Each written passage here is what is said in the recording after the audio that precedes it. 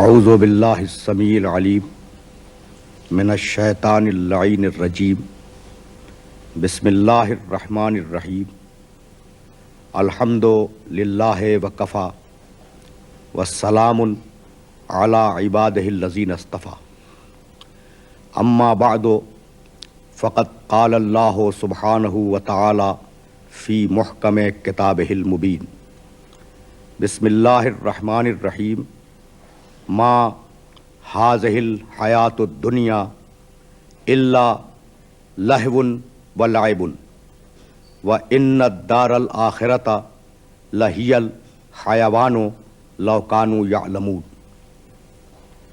عزیزان محترم، سورہ عنکبوت قرآن مجید کا 29واں سورہ ہے،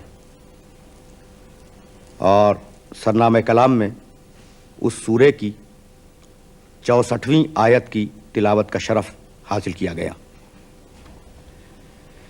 اس آیہ مبارکہ میں پروردگار عالم نے یہ ارشاد فرمایا کہ وما ہذہ الحیات الدنیا الا لہو ولعب، یہ تمہاری دنیاوی زندگی، یہ حیات دنیا کچھ نہیں ہے سوائے لہو کے اور لعب کے، یعنی سوائے کھیل اور تماشے کے تمہاری یہ دنیاوی زندگی کچھ نہیں ہے۔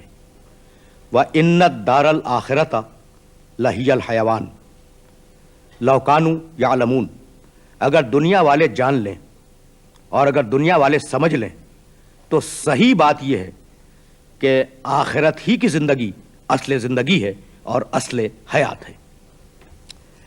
پروردگار نے اس آیہ مبارکہ کو نفی سے شروع کیا، وما ہذہ الحیات الدنیا الا لہو ولعب۔ یہ ما اور الا کے درمیان جو الفاظ آتے ہیں وہ حصر کی دلیل بنتے ہیں۔ میں آپ کی خدمت میں ایک چھوٹی سی مثال عرض کروں قرآن مجید ہی سے، بلکہ اس مثال سے قبل میں آپ کی خدمت میں کلمہ پیش کر دوں تاکہ لا اور الا سمجھ میں آ جائیں۔ لا الہ الا اللہ، پہلے نفی کی کہ کوئی معبود نہیں ہے الا اللہ، اور پھر اس بات کیا کہ فقط اور فقط ایک معبود ہے جس کا نام ہے اللہ۔ تو اب حصر ہو گیا، الوہیت کا حصر ہو گیا اللہ کی ذات میں، اس لیے کہ لا الہ کہہ کر جتنے بھی معبودان باطل ہو سکتے تھے پروردگار نے اس جملے میں ان سب کی نفی کر دی۔ اسی طریقے سے سورہ آل عمران میں جو قرآن مجید کا تیسرا سورہ ہے، پروردگار نے 142ویں آیت میں ایک چھوٹا سا ٹکڑا رکھا، ما اور الا، وما محمد الا رسول، محمد کچھ نہیں ہے۔ میں بالکل صحیح ترجمہ آپ کی خدمت میں عرض کر رہا ہوں، وما محمد، محمد صلی اللہ علیہ وآلہ وسلم کچھ نہیں ہے، الا رسول، وہ فقط اور فقط رسول ہیں۔ تو انسانی ذات کے جتنے بھی تعلقات ہوتے ہیں، انسانی ذات کی جتنی بھی رشتہ داریاں ہوتی ہیں، ان ساری رشتہ داریوں کو پروردگار نے توڑ دیا اور سارے تعلقات کاٹ دیے، اور یہ فرمایا کہ محمد رسول اللہ کچھ نہیں ہے، کیا ہے؟ وہ فقط رسول ہیں۔ تو جب یہ ما اور الا یا لا اور الا استعمال ہوں تو اس کا مطلب یہ ہے کہ جملے میں حصر ہے، یعنی جو بات کہی جا رہی ہے فقط وہی ہے، اس کے علاوہ کچھ نہیں ہے۔ تو جب پروردگار نے اس آیت میں بھی ما اور الا کو استعمال کیا، وما ہذہ الحیات الدنیا الا لہو ولعب، کچھ نہیں ہے یہ تمہاری دنیاوی زندگی، کچھ نہیں ہے سوائے کھیل کے اور سوائے تماشے کے، اور جسے زندگی کہتے ہیں، جسے اصل حیات کہتے ہیں، جسے حقیقت حیات کہتے ہیں، وہ ہے دار آخرت۔ لو کانوا یعلمون، اگر یہ سمجھ لیتے تو ان کا مقدر بن جاتا انسانوں کا۔ تو کہنا کیا چاہتا ہے پروردگار اس آیہ مبارکہ میں؟ تو بھائی بات یہ ہے کہ وہ میں ہوں یا آپ ہوں، ہم سب کی زندگی فنا کی زد پہ ہے، ہم سب کی زندگی ہلاکت کی زد پہ ہے۔ آپ نے جد و جہد کی، آپ نے محنت فرمائی، آپ نے مشقتیں کی، اور محنت و مشقت اور جد و جہد کے بعد جب آپ اس قابل ہوئے کہ آپ دنیا کی رنگینیوں سے لطف اندوز ہوں، اس کی رعنائیوں سے اور اس کی بنائیوں سے لذتیں حاصل کریں، تو آپ کے قوا میں اضمحلال شروع ہوا اور موت نے چاروں طرف سے گھیر کر ایک اندھیرے گڈھے میں ڈال دیا۔ تو بھائی یہ جو پوری زندگی ہے، میری ہو یا آپ کی ہو یا پوری انسانیت کی ہو، اس پوری زندگی میں اگر آپ توجہ فرمائیں تو زندگی کم ہے اور زندگی کی جد و جہد زیادہ ہے. یعنی اگر آپ سانس لینے کا نام زندگی سمجھتے ہو تو پھر زندگی تو ہے، لیکن اگر سانس لینے کا نام زندگی نہیں ہے، لطف حیات کو حاصل کرنے کا نام زندگی ہے، تو آپ یقین کریں کہ یہ جو طویل عمر ہے نا، اب طویل تو میں انسانوں کی نسبت سے عرض کر رہا ہوں، یہ 60 سال کی عمر، یہ 100 سال کی عمر، یہ 95 برس کی عمر، یہ جو ایک طویل عمر ہے اس میں جد و جہد زیادہ ہے اور زندگی کم ہے. یعنی بات تو بات ہے نا، زندگی گزارنے کی جد و جہد. بچہ بطن مادر میں آیا، اب وہ ماں جو بچے کے بوجھ کو اٹھائے ہوئے ہے جد و جہد کر رہی ہے، تحفظات کا شکار ہے، چاہ رہی ہے کہ صحیح طریقے سے وہ بچہ اس کرۂ ارض کے اوپر پروردگار کی امانت لے کر دنیا میں آ جائے. وہ آیا، اب اسے سردی سے بھی بچانا ہے، گرمی سے بھی بچانا ہے، زمانے کے جو سخت موسم ہیں ان سے بھی بچانا ہے. اگر بیمار پڑ جائے تو دوائیں بھی دینی ہے، دعائیں بھی کرنی ہے. ذرا سا چلنے کے قابل ہو جائے اس کی تربیت کرنی ہے. جب تربیت کے مرحلوں سے گزر جائے اسے تعلیم دینی ہے. اب دیکھیں آپ کتنی مشقتیں ہیں جو ایک انسان برداشت کرتا ہے دوسرے انسان کو پیدا کرنے کے لیے اور اسے اپنے پاؤں پہ کھڑا کرنے کے لیے. تو خود بھی مصیبتوں میں اور زحمتوں میں گرفتار ہے، اور وہ جو دنیا میں آیا وہ بھی مصیبتوں اور زحمتوں میں گرفتار ہونے کے لیے آیا. اسے ذہن میں رکھیں. یعنی جو دنیا میں آ رہا ہے نا وہ بھی مصائب اور پریشانیوں میں گرفتار ہونے کے لیے آ رہا ہے. اب بچہ پیدا ہوا، دوائیں دیں، اس کی بقا کے لیے دعائیں کی، اسے موسموں کی سردی اور گرمیوں سے بچایا، شدتوں سے بچایا، اس کی حفاظت کی، اس کی تربیت کی، اسے تعلیم دلوا دی. اور اب جب تعلیم مکمل کرنے کے بعد اس بچے نے اپنے مستقبل کا آغاز کیا اور اپنی عملی زندگی کا آغاز کیا، تو اب وہ بچہ جس کے لیے ماں باپ نے پریشانیاں جھیلی تھیں اب وہ خود انہی پریشانیوں کا شکار ہو گیا جن کے شکار اس کے ماں باپ تھے. تو یہ نسل انسانی مسلسل شدائد میں اور تکالیف میں گرفتار ہے. کوئی کام اس دنیا کا محنت اور مشقت کے بغیر ہوتا نہیں ہے. اتنی خوبصورتی کے ساتھ پروردگار عالم نے سورہ بلد کی ابتدائی آیتوں میں اس موضوع پہ گفتگو فرمائی ہے کہ اس سے بہتر گفتگو ممکن نہیں. یہ ذرا جد و جہد واضح ہو جائے تو میں لہو و لعب کی طرف جاؤں. بسم اللہ الرحمن الرحیم.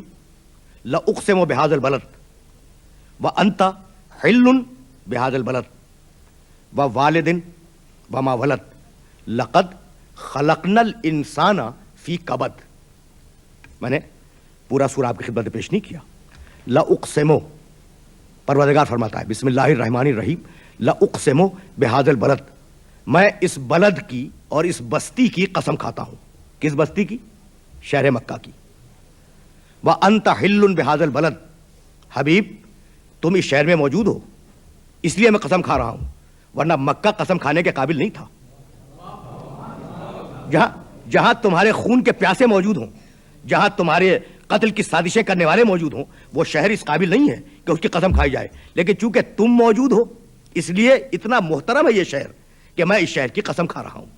وَوَالِدٍ وَمَا وَلَدٍ، باپ کی قسم اور بیٹے کی قسم. بھائی قسمیں کھائیں اور اس کے بعد قسمیں کھانے کے بعد ایک جملہ فرمایا، لقد خلقنا الانسان فی کبد، ہم نے انسان کو مشقتوں میں پیدا کیا، ہم نے انسان کو زحمتوں میں پیدا کیا، ہم نے انسان کو جد و جہد میں منحصر کر کے پیدا کیا. تو اب بلد کی قسم کھا کر پروردگار کا یہ کہنا کہ ہم نے تمہیں زحمتوں کے لیے، مشقتوں کے لیے اور جد و جہد کے لیے پیدا کیا، کتنی بلیغ سی بات ہے. بھئی یہ کون سا بلد ہے؟ یہ وہ بلد ہے، بلد کے معنی بستی، آبادی. یہ وہ بلد ہے جس کا نام ہے شہر مکہ. اور میرے سارے محترم سننے والے جانتے ہیں، بھئی دیکھیں جد و جہد کے لیے پیدا کیا ہم نے انسان کو، اور قسم کیا کھائی؟ شہر مکہ کی. میرے سارے سننے والے جانتے ہیں کہ اس مکے کی ابتدائی شکل وہ تھی جس کی طرف حضرت ابراہیم علیہ الصلوۃ والسلام نے اشارہ فرمایا ہے، انی اسکنتو من ذریتی بواد غیر ذی زرع عند بیتک المحرم. پروردگار میں اپنے آل اولاد کو اور اپنی تھوڑی سی ذریت کو ایک ایسی وادی میں چھوڑ کے جا رہا ہوں جہاں نہ پانی ہے، نہ زراعت ہے، نہ آبادی ہے، نہ کوئی آبادی کا نام و نشان ہے. ریت کا میدان، اڑتے ہوئے بگولے، آندھیوں کے جھکڑ، اور ایک چھوٹی سی فیملی، ایک چھوٹا سا خاندان ہے جسے ابراہیم علیہ السلام چھوڑ کر تشریف لے جا رہے ہیں. اس چھوٹے سے خاندان سے اور ریت کے جھکڑوں میں اس پہلی بستی کا آغاز ہوا جو بستی آگے چل کر آہستہ آہستہ شہر مکہ بنی. تو بھائی 3 یا 4 آدمیوں سے شروع ہوئی وہ بستی. اس بستی کو ایک متمدن شہر بنانے میں کتنے انسانوں کا خون صرف ہوا، کتنے انسانوں کا وقت صرف ہوا, کتنے انسانوں کی توانائیاں صرف ہوئیں, جب جا کر آج وہ ایک بڑی بستی کی شکل میں آپ کی نگاہوں کے سامنے ہے. تو یہ جد و جہد ایک بستی کی کہ 2 انسانوں سے شروع ہو اور ایک پورے شہر تک چلی جائے, یہ اس کے بغیر ممکن نہیں ہے کہ تم جد و جہد کرو, تم مشقت کرو, تم محنت کرو. تمہارے تمدن کا کارواں جد و جہد کے بغیر بڑھ نہیں سکتا. تمہارے تمدن کا قافلہ محنت و مشقت کے بغیر آگے نہیں بڑھ سکتا. تو جو ساری زندگی ہے, اس ساری زندگی کا محاصلہ جد و جہد. آپ فنا کی زد پہ ہیں, یعنی آپ سے مراد پوری نسل انسانی. آپ ہلاکت کی زد پہ ہیں, آپ کے قوا میں اضمحلال ہے, آپ کو ایک دن اس دنیا کو چھوڑ کر چلا جانا ہے. تو بھائی اب میں پوچھنا یہ چاہ رہا ہوں کہ اس ٹینشن میں جو اعصاب پر ہے, اس الجھن میں جو ہر ذہن پہ طاری ہے, یہ جو آپ چند سانسیں لے رہے ہیں, ان میں جب آپ گھٹ جاتے ہیں تو آپ کا جی کیا چاہتا ہے؟ آپ کا جی یہ چاہتا ہے کہ تھوڑی سی تفریح کر لیں, تھوڑا سا وقت انجوائے کر لیں. تو اعصاب تاجر کے بھی ٹوٹ رہے ہیں, صاحب اقتدار کے بھی اعصاب ٹوٹ رہے ہیں, ملازمت پیشہ شخص کے بھی اعصاب ٹوٹ رہے ہیں, جو فری لانسر ہے اس کے بھی اعصاب ٹوٹ رہے ہیں. اور ہر انسان جد و جہد کی وجہ سے ایک تھکا ہوا انسان ہے, ایک اعصاب زدہ انسان ہے. تو وہ اپنی اعصاب زدگی کے بعد تھوڑا سا لطف حیات کو کشید کرنے کے لیے جب وہ رقص و سرود کی طرف جاتا ہے, جب وہ کلبوں کی طرف جاتا ہے, جب وہ کھیل کے میدانوں کی طرف جاتا ہے, تو اسے تھوڑا سا زندگی کا لطف مل جاتا ہے. ورنہ 24 گھنٹے بال بچوں کی فکر, قصبے معاش کی فکر, ہمسائے کو ہمسائے کا خوف, قوموں کو دوسری قوموں کا خوف, کتنی ٹینشنیں ہیں جو انسان کے اعصاب کو توڑ رہی ہیں. تو ان سارے ٹینشنز اور ان ساری پریشانیوں سے بچنے کے لیے, اب یہ صحیح کرتا ہے یا غلط اسے ہم کبھی پھر ڈسکس کریں گے, ان ساری پریشانیوں سے بچنے کے لیے انسان کے پاس کل ایک مداوا ہے, یا کھیل کے میدانوں کی طرف رجوع کرے, یا 5 اسٹار ہوٹلز کی طرف جائے, یا شبینہ کلبوں کی طرف جائے, یا رقص و سرود کی محفلوں میں جائے, یا نعوذ باللہ شراب و کباب کی محفلوں میں جائے. یہی تو ہے نا.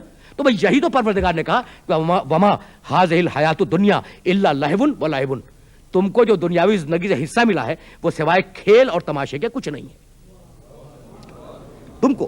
تم کو جو دنیاوی زندگی سے حصہ ملا, بہت بدقسمت ہو کہ تم کو جو دنیاوی زندگی سے حصہ ملا وہ سوائے کھیل اور تماشے کے کچھ نہیں ہے. اچھا, تو جب یہ دنیاوی زندگی کا حصہ فقط کھیل اور تماشا ہے تو پروردگار اب تو بتلا دے کہ ہم کریں تو کیا کریں. اب کچھ کھیل یقیناً حلال ہوں گے اور ہیں, لیکن اکثر و بیشتر جو چیزیں ہیں جو لہو و لعب میں آتی ہیں وہ حرام ہی ہے نا. تو پروردگار حرام سے بچنے کا طریقہ بتلا دے. تو بھائی سنیں اور اس بات کو ذہن میں محفوظ رکھیں. آپ نے پیسہ کمایا, وہ پیسہ آپ کے پاس محفوظ رہ سکتا ہے اگر آپ رکھیں اپنے گھر میں. آپ نے مکان بنایا, آپ کا مکان ہے زمین کے اوپر, وہ ایگزسٹ کرتا ہے, اس کا وجود ہے.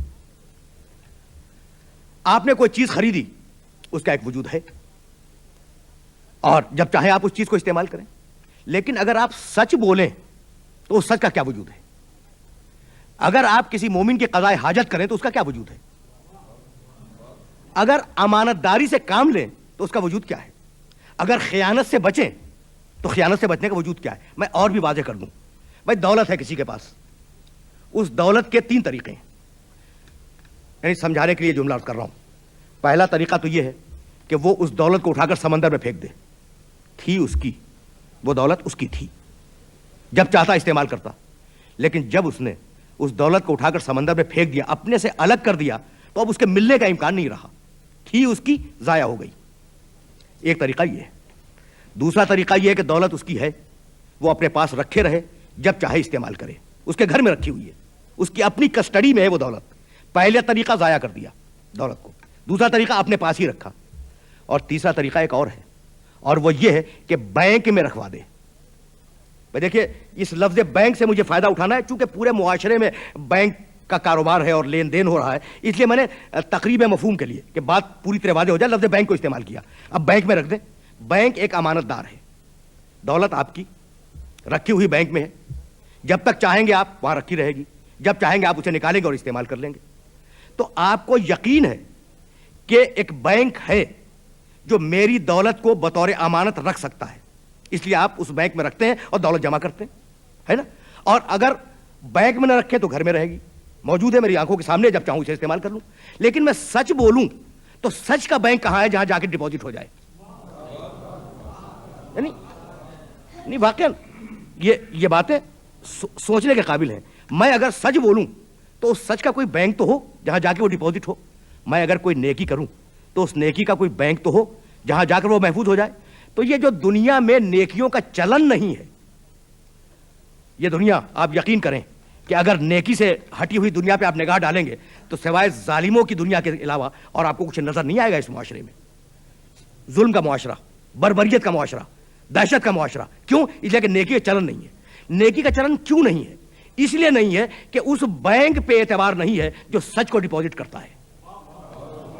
بھائی یہی میں اپنے سننے والوں کو لے کے آنا چاہ رہا تھا. اس بینک پہ اعتبار نہیں ہے جو آپ کے کار خیر کو, آپ کی نیکی کو, آپ کے سچ کو, آپ کی دیانتداری کو اور آپ کی امانت کو اور آپ کے سارے اعمال صالحہ کو ڈپازٹ کرتا ہے. تو اگر ایسا کوئی بینک ہو, اگر ایسا کوئی بینک ہو تو یقیناً انسان کوشش کرے گا کہ بھائی میری چیز ہے کہیں محفوظ ہو جائے, کسی نہ کسی موقع پہ کام آئے گی. تو بھائی اسی لیے تو کہا قرآن مجید نے وما عندکم ینفد. بڑا چھوٹا سا جملہ ہے بھائی, دو چھوٹے چھوٹے جملے ہیں اور پوری مکمل آیت ہے. میں نے آدھا ٹکڑا پڑھا, وما عندکم ینفد. بھائی سنو, جو تمہارے پاس ہے وہ خرچ ہو جائے گا, جو تمہارے پاس ہے وہ ختم ہو جائے گا. دولت ہے نا, ختم ہو جائے گی. تمہاری عمر ہے, ختم ہو جائے گی. تمہاری جوانی ہے, ختم ہو جائے گی. تمہاری ہے اس لیے ختم ہو جائے گی. اچھا, یعنی آپ یقین فرمائیں کہ بڑا عجیب و غریب جملہ ہے. جو بھی تمہارے پاس ہے وہ ختم ہو جائے گا. ہم آج تک یہ سمجھتے رہے کہ پروردگار طنز کر رہا ہے دولت پر, کہ دولت, بڑا ناز کرتے ہو نا دولت پر, دولت ختم ہو جائے گی. فقط دولت پہ طنز نہیں ہے, تمہاری ہر شے پہ طنز ہے. انسان کی ہر شے پہ طنز ہے. بھائی علم پہ تو بڑا گھمنڈ ہے نا, علم پر بڑا گھمنڈ ہے کہ علم تو ختم ہونے والی شے ہی نہیں ہے. لیکن آپ یقین فرمائیں کہ میں پوری ذمہ داری سے یہ جملہ عرض کر رہا ہوں کہ آج کسی سبجیکٹ پر, کسی بھی موضوع پر آپ دنیا کی مسترد ترین کتاب لکھ دیں, اتنی بڑی, مثلا معاشیات لے لیں, معاشیات پر اتنی مستند کتاب آپ لکھ دیں کہ اس سے بڑی کوئی کتاب ممکن نہ ہو سکتا ہے.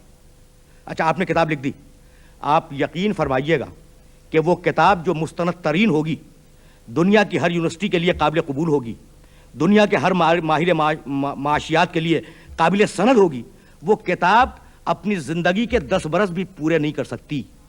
دلیل دوں, 10 سال میں معاشیات کا علم اتنا ایڈوانس ہو جائے گا کہ وہ کتاب آؤٹ آف ڈیٹ ہو جائے گی. یعنی ختم ہو گئی یا نہیں؟ علم تھا, علم تھا. بھائی آپ کتاب لکھ رہے تھے, دولت نہیں جمع کر رہے تھے بینک میں, علم تھا. لیکن 10 سال میں اتنا ایڈوانس ہو گیا وہ علم کہ آپ کے سارے نظریات فرسودہ ہو گئے, سارے نظریات متروک ہو گئے, آؤٹ آف ڈیٹ ہو گئے, اور اب ایک دوسری کتاب اس کے لیے آ گئی. تو اب پروردگار یہی کہنا چاہ رہا تھا, وما عندکم ینفد, تمہارے پاس جو کچھ بھی ہے نا وہ ختم ہونے والا ہے. وما عند اللہ ہے آیت کا دوسرا ٹکڑا, باق, اور اللہ کے پاس جو کچھ بھی ہے وہ باقی رہنے والا ہے. بھائی وہ تمہاری کتاب ہے جو 10 برس زندہ نہیں رہتی, اور ایک اس کی کتاب ہے کہ صدیوں پہ صدیاں گزر رہی ہیں. ایک تمہاری کتاب ہے اور ایک اس کی کتاب ہے کہ صدیوں پر صدیاں گزر رہی ہیں, لیکن ماہ و سال کی گرد پوری کتاب تو بہت دور ہے, اس کے ایک جملے کو بھی میلا نہ کر سکی. تو وما عندکم ینفد, تمہارے پاس جو بھی ہے وہ خرچ ہو جائے گا, وہ ختم ہو جائے گا. وما عند اللہ ہے باق, اور اللہ کے پاس جو کچھ بھی ہے وہ ہمیشہ ہمیشہ باقی رہنے والا ہے. تو اب اگر واقعاً کوئی ایسا بینک ہو جس کے اندر آپ اپنی نیکیوں کو ڈپازٹ کر سکیں, اپنی نیکیوں کو امانتاً رکھوا سکیں, تو وہ بینک آپ میں تشویق پیدا کرے گا, شوق پیدا کرے گا کہ آپ اعمال صالحہ کریں. اچھا, اب ہمیں پہنچنا ہے اس منزل فکر تک جہاں لے کے جانا چاہ رہا ہوں میں. اس بینک کا نام لیا پروردگار نے دار آخرت. وما ہاذہ الحیات الدنیا الا لہو و لعب. کیا ہے یہ تمہاری دنیاوی زندگی سوائے کھیل کے اور سوائے تماشے کے. وان الدار الاخرۃ لہی الحیوان, اصل حیات آخرت ہے, اصل حیات قیامت ہے, اصل حیات روز جزا ہے, اصل حیات یوم الدین ہے. یہ عقل کا تقاضا یہ ہے اور منطق کا تقاضا یہ ہے کہ اس دنیا کے بعد ایک طویل دنیا ہو, اس دنیا کے بعد ایک لامحدود دنیا ہو جس میں ہمارے امتحان کا رزلٹ سنایا جائے اور ہماری عبادتوں کے نتیجے سامنے آئے. اور اس دنیا کا نام ہے دار آخرت, اس دنیا کا نام ہے دار آخرت. وَإِنَّ الدَّارَ الْآخِرَةَ لَهِيَ الْحَيَوَانُ, اصل حیات, اصل زندگی کیا ہے؟ آخرت کا گھر ہے, دار آخرت ہے. اگر یہ سمجھ لو تو تمہارے سارے مسائل حل ہو جائیں گے. تو آپ یقین فرمائیے گا کہ ہم آخرت کو مانتے ہیں, ہم قیامت کو مانتے ہیں. وہ جو قیامت کو نہیں مانتے ان کے پاس کوئی دلیل نہیں ہے. اگر توجہ فرمائے تو آپ کو اندازہ ہوگا کہ میں جو بات کہہ رہا ہوں وہ کتنی دقیق ہے. گفتگو اسی منزل پر ختم ہوگی. کہنے لگے قالو, یعنی عجیب و غریب آیت ہے, میں چاہ رہا ہوں کہ یہ آیت بھی ذہن نشین ہو جائے میرے سننے والوں کے. سورہ جاسیہ کی آیت ہے, قالو ما ہی الا حیاتنا الدنیا نموت و نحیا. وہ کہتے ہیں دہریے کہ ما ہی الا حیاتنا الدنیا, کوئی آخرت و آخرت نہیں ہے, بس یہی دنیاوی زندگی ہے, مرتے ہیں پیدا ہوتے ہیں, پیدا ہوتے ہیں مرتے ہیں. ما یہلکنا الا الدہر, اور یہ زمانہ ہے جو چل رہا ہے, اور یہ زمانہ ہمیں پیدا بھی کرتا ہے اور ہمیں ہلاک بھی کرتا ہے. تو اس عقیدے کے رکھنے والے کہلاتے ہیں دہریے. دہریوں کے نزدیک آخرت کوئی شے نہیں ہے. اچھا, جب آخرت کوئی شے نہیں ہے تو بھئی اعتراض کیا ہے آپ کو آخرت پر؟ بھئی کوئی آرگومنٹ تو دیں, کوئی کانکریٹ بات تو کریں کہ آخرت نہیں ہے, کیوں نہیں ہے؟ تو آپ یقین کیجئے گا کہ ان کے پاس آخرت کے خلاف کوئی دلیل نہیں ہے سوائے تعجب کے, سوائے تمسخر کے, اور سوائے استہزاء کے. اور اس استہزاء کو نقل کروں گا اور آپ سے اجازت لے لوں گا. سورہ یاسین قرآن مجید کا 36واں سورہ, مشہور و معروف سورہ, عجیب و غریب آیت. وَضَرَبَ لَنَا مَثَلًا وَنَسِیَ خَلْقَهُ قَالَ وَمَنْ يُحْيِي الْعِظَامَ وَهِيَ رَمِيمٌ قُلْ يُحْيِيهَا الَّذِي أَنشَأَهَا أَوَّلَ مَرَّةٍ وَهُوَ بِكُلِّ خَلْقٍ عَلِيمٌ. دیکھیے گا سورہ یاسین صدر قرآن ہے اور اس سورہ مبارکہ کی آیت ہے, تو ذرا سی توجہ کیجیے گا. عقیدہ قیامت پر اور دار آخرت پر اعتراض کیا ہے وہ دیکھیں. ضرب لنا مثلا, وہ جو عقیدہ قیامت کو نہیں مانتا نا, اللہ اس کا ذکر کر رہا ہے. ضرب لنا مثلا, یہ ہمارے لیے مثل بیان کرتا ہے. اس منکر نے ہمارے لیے مثل بیان کی. وَنَسِیَ خَلْقَهُ, اور اپنی خلقت کو بھول گیا. قَالَ وَمَنْ يُحْيِي الْعِظَامَ وَهِيَ رَمِيمٌ, اور یہ کہہ رہا ہے کہ یہ گلی ہوئی اور سڑی ہوئی ہڈیاں جو قبروں میں ہیں انہیں کون زندہ کرے گا, انہیں کون زندہ کرے گا؟ قل, حبیب کہہ دو, یحییھا الذی انشاھا اول مرۃ, کہہ دو حبیب اسے وہی زندہ کرے گا جس نے انہیں پیدا کیا تھا, اسے وہی زندہ کرے گا جس نے انہیں پیدا کیا تھا. وہوا بکل خلق علیم, اور وہ خالق اپنے ہر عمل تخلیق کا بہترین جاننے والا ہے. دنیا کا کوئی عمل تخلیق ایسا نہیں ہے جو اس کی نگاہ سے پوشیدہ ہو. تو اب آپ نے توجہ فرمائی کہ ان منکرین قیامت کے پاس اور منکرین دار آخرت کے پاس کوئی وزنی دلیل نہیں ہے, فقط تعجب ہے. فقط تعجب ہے کہ بھائی جب یہ ہڈیاں گل جائیں گی, سڑ جائیں گی, یہ بوسیدہ ہو جائیں گی, انہیں زندہ کون کرے گا؟ تو تعجب ہی ہے نا. تو خدا کی قسم یہ ہے قرآن کا معجزہ کہ دو لفظوں میں اعتراض کو بھی نقل کر دیا اور جواب کو بھی نقل کر دیا. دو لفظ ہیں, نسیا خلقہ, اعتراض کرنے تو آ گیا بھائی, بہت توجہ رہے. نسیا کے معنی بھول گیا, خلقہ اپنی خلقت کو, بہت توجہ رہے. اب پروردگار کہتا ہے کہ یہ اعتراض کرنے والا اعتراض تو کر رہا ہے لیکن اپنی خلقت کو بھول گیا کہ وہ مٹی تھا, ہم نے اسے نطفہ بنایا, نطفہ بنانے کے بعد قرار مکین میں رکھا, پھر اسے علقہ بنایا, پھر اسے مضغہ بنایا, پھر ہڈیاں بنائیں, پھر گوشت بنایا, اس پہ کھال منڈی, کھال منڈنے کے بعد اس کے اندر روح پھونکی, ثم انشأناہ خلقا آخر, اسے خلق آخر بنا دیا اور خلق آخر بنا کر دنیا میں بھیج دیا. تو وہ پروردگار جو پروسیس کر کے مٹی کو انسان بنا سکتا ہے, کیا ملے ہوئے انسان کو جو مٹی میں مل گیا ہے دوبارہ پھر انسان نہیں بنا سکتا؟ وآخر دعوانا ان الحمد للہ رب العالمین.